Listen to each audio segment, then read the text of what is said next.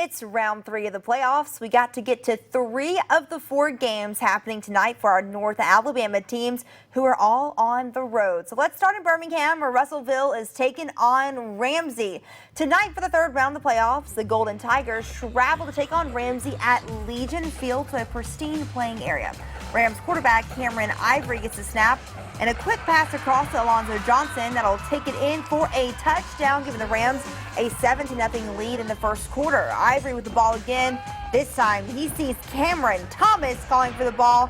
The pass connects and he takes it all the way down the field into the end zone for another Rams touchdown, extending their lead over the Tigers. Golden Tigers now with the ball. They're trying to get on the board. Handoff to Connor Warhurst as he stiff-armed the defense there and runs it all the way down the field before being taken down at only the 4-yard line. The Golden Tigers are going to try to punch this one in now. They're going to be right there on the 4. This time, the ball's going to get loose, pops out, only to be recovered by the Rams' Ivan Thomas. Man, he was doing it all tonight. Ramsay ends up winning big, 54-14. The 2-time defending champs are still in this thing. Let's go to Max Cohan, who made the long trip to OHATCHEE to watch the Red Devils try to advance to the semifinals. We've said it before and we'll say it again. This is a FYFFE team that knows a thing or two about winning. The Red Devils entered tonight's game on a 42-game win streak and were 4-0 all-time against OHATCHEE. Up 19-7 in the 4th, FYFFE wasn't just going to run out the clock. Quarterback Ike Roll rolls to his left and has lots of room to run on this one before he's knocked out inside the 20. Then it's Roll again from the goal line, able to dive across and increase the Red Devil lead to 19. OHATCHEE wouldn't be able to do much on their next possession. A solid run from quarterback Eli Ennis gets them downfield, but they'd fail to convert on 4th down. Now FYFFE can just run the clock out, and they try their best, Roll just running around here and trying to stay in bounds. The Indians would get the ball back with less than a minute left on the clock, but they'd be held off the board again, and FYFFE would go on to win this one 26-7.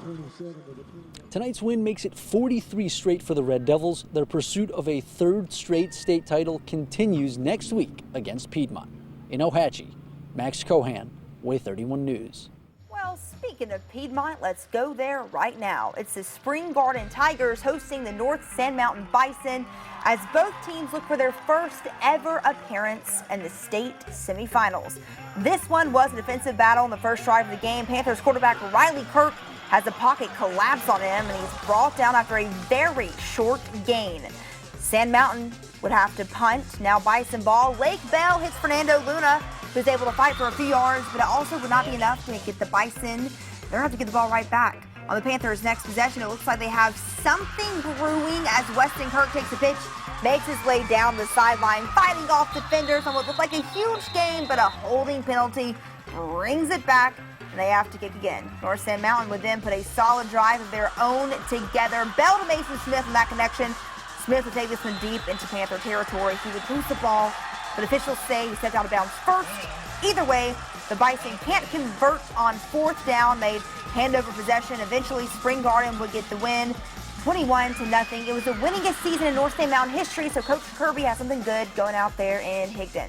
And our final game of the evening, Mars Hill moving on to the semifinals, trying to make it the state title game for the 3rd year in a row. Congrats to the Panthers. They took down Aliceville 55-14.